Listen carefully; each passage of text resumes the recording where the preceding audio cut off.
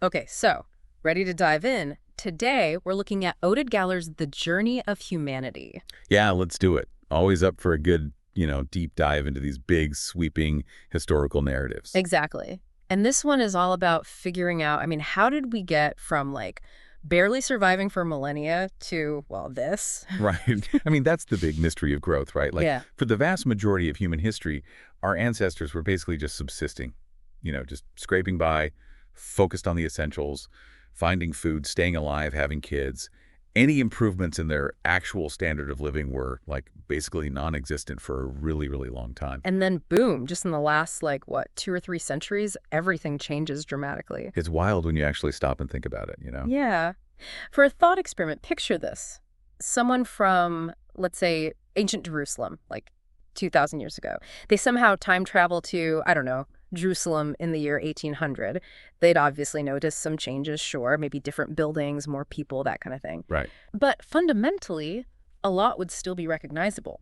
The jobs, the skills they had, their lifespan, all pretty similar. They'd still be dealing with the same threats from, like, disease and just the unpredictability of nature. Now, fast forward that same person another 200 years to present-day Jerusalem. Mind blown. Talk about a culture shock, right? Right. I mean, their skills would be utterly useless. Formal education would be a must for almost any job. They'd be surrounded by technology that would seem like magic. Diseases that were once a death sentence would be, like, completely gone, and they'd be expected to live, like, twice as long. It just highlights how insanely fast and profound this transformation has been. It's truly almost impossible for us to really wrap our heads around it, right? Yeah, totally. Life back then, as that philosopher Thomas Hobbes put it was often nasty, brutish, and short. Infant mortality was just insanely high, and most people didn't even make it past, 40. Yeah. And it wasn't a gradual climb upwards either. This massive jump in our quality of life is, like Galor calls it, a recent mutation. Think about a typical English farmer, say, back in the 16th century. Their daily life and struggles wouldn't have been all that different from someone living in ancient Mesopotamia or even way back during the Stone Age. Right. But today, the gap is just colossal. In developed countries, the average income per person has increased 20-fold, and lifespans have more than doubled. So the big takeaway from all those millennia is basically this. Innovation just meant more mouths to feed, not a better quality of life for the average person. And as we know, this huge surge in prosperity hasn't been equally distributed, which brings us to, the second big question. Yeah. The mystery of inequality. Some countries, mostly in Western Europe and their offshoots like North America, Australia, they experienced this economic takeoff much earlier than most of Asia, Africa, and Latin America, and that's why we see such huge disparities in the world today. Right. So how do we even begin to make sense of, thousands of years of almost no progress, then this sudden boom, and then these huge inequalities? Well, that's where Galor's unified growth theory comes in. Yeah. So can you, break that down for us? What makes it unified? So most theories about economic growth, they focus on explaining the recent rapid growth we've seen. Yeah, the stuff that started with the Industrial Revolution. Right. But Galor's theory, it tries to do something much more ambitious. It aims to explain both the long period of stagnation and the subsequent rapid growth within a single framework. So connecting those two seemingly separate periods. Exactly. He's suggesting that they're not actually separate phenomena, but rather like different phases of the same underlying process, driven by these deep fundamental mechanisms that have been shaping human societies for millennia. He's not just trying to explain the Industrial Revolution, he's going deeper, looking for the driving forces behind the entire process of human development. The deep-rooted footprint, as he calls it, that has shaped the destinies of entire nations. Right. So to really understand where we are today and where we might be headed, we need to go back, way back to the very beginnings of human history and figure out what forces have been at play all along. Okay, so let's start with that long period of stagnation, what Galor calls the Malthusian epoch. And obviously we can't talk about that without talking about Thomas Malthus himself. So what was his, central argument? Well, Malthus, he was writing in the late 18th century, and he was basically trying to understand why poverty was so persistent. His core argument was pretty straightforward. Populations have this natural tendency to grow much faster than our ability to produce, the resources we need to survive, especially food.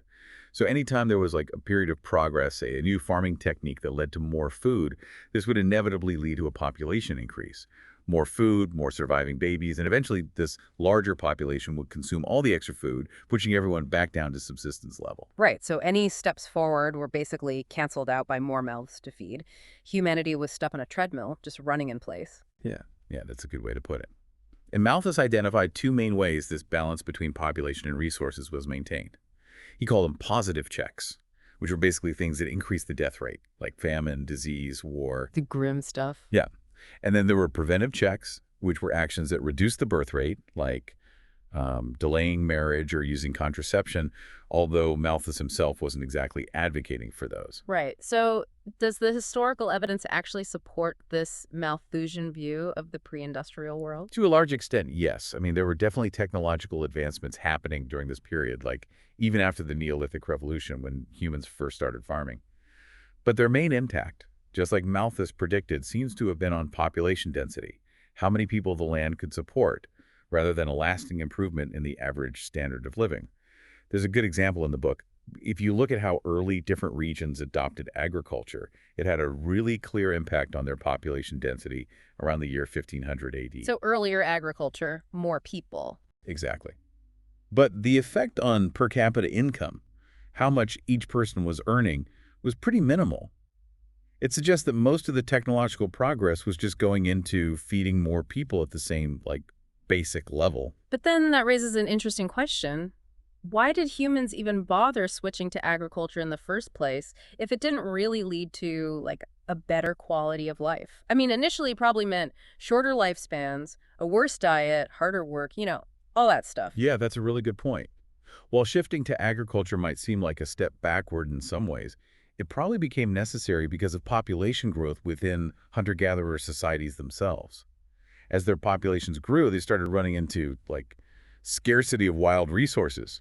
They were facing the possibility of, their whole society collapsing. Yeah, it's like, the classic Easter Island story. Exactly. They overused their resources and, well, you know the rest. Agriculture, even with its downsides, offered a more stable and ultimately higher-yielding source of food. It could just support way more people than hunting and gathering, especially in those regions with plants and animals that were suitable for domestication, like the Fertile Crescent. Right. So it wasn't about individual prosperity at first. It was about survival. Yeah, like a trade-off. Yeah. Maybe lower quality of life for individuals, but better odds of survival for the group as a whole. And within this Malthusian framework, you see these cycles of population change driven by environmental shifts, disease outbreaks, even changes in social organization. Right. Like a classic example is the Black Death in 14th century Europe. The huge loss of life actually led to a big increase in wages and living standards for those who survived because labor became scarce. But as the population slowly recovered, wages went back down to pre-plague levels. The introduction of new crops shows this dynamic too. When the potato was introduced to Ireland and maize to China, you initially see these population booms.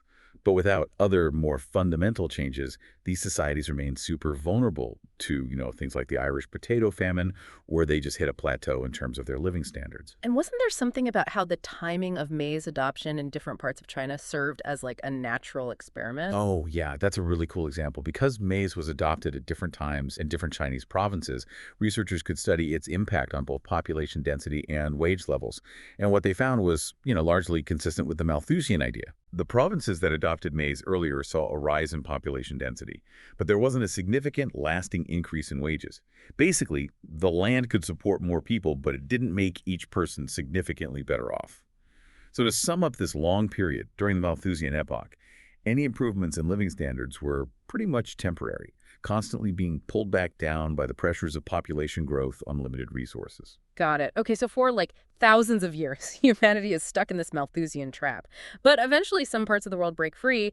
Galor talks about the seeds of change that were present even during this long stagnation. He uses this analogy of water slowly heating up to its boiling point. It's a gradual process that eventually leads to this dramatic shift. What were these underlying forces at play? Right, and that analogy is really helpful because it emphasizes that the escape from the Malthusian trap wasn't like this sudden shock out of nowhere. It was the culmination of these long-term, gradual processes that were operating throughout the Malthusian era. One key factor was the sheer increase in the size of the global population over time.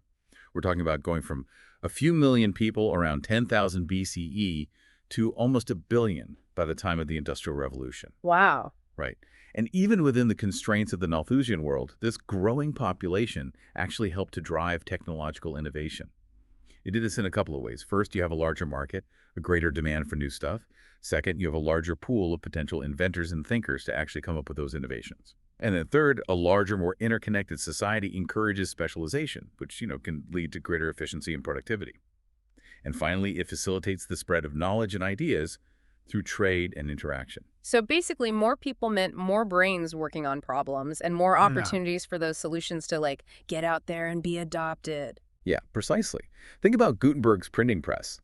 Its development was definitely made easier by having a large, relatively interconnected society with a base of knowledge already there and a growing demand for, books and written materials. Contrast that with what happened in isolated communities like the Polar Inuit, where the loss of even a few people could mean losing vital knowledge and skills. A larger population acts as both a driver and a protector of innovation. And another crucial force you mentioned was the changing composition of the population itself. This is where, like, Darwin's ideas come into play, right? Mm. And those ideas were actually inspired by Malthus. That's right. Darwin, when he read Malthus, he realized that this principle of competition for resources, this struggle for existence, applied not just to individuals, but to entire species. And in a Malthusian world, any characteristic, whether it's a biological trait or a cultural practice, that helped an individual or a group get better access to resources and survive would naturally become more prevalent over time.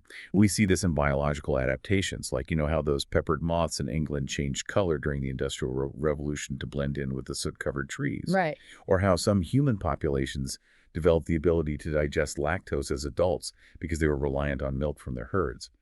And what's really interesting is that, like cultural adaptations, they can spread even faster than biological ones through things like imitation, teaching, and sharing knowledge. And that brings us to this really intriguing idea of quanti versus quali families. Can you unpack that for us? Sure. So imagine a shift in societal values from just having a lot of kids, like maximizing quantity, to prioritizing having fewer children but investing more in their education and well-being, focusing on quality.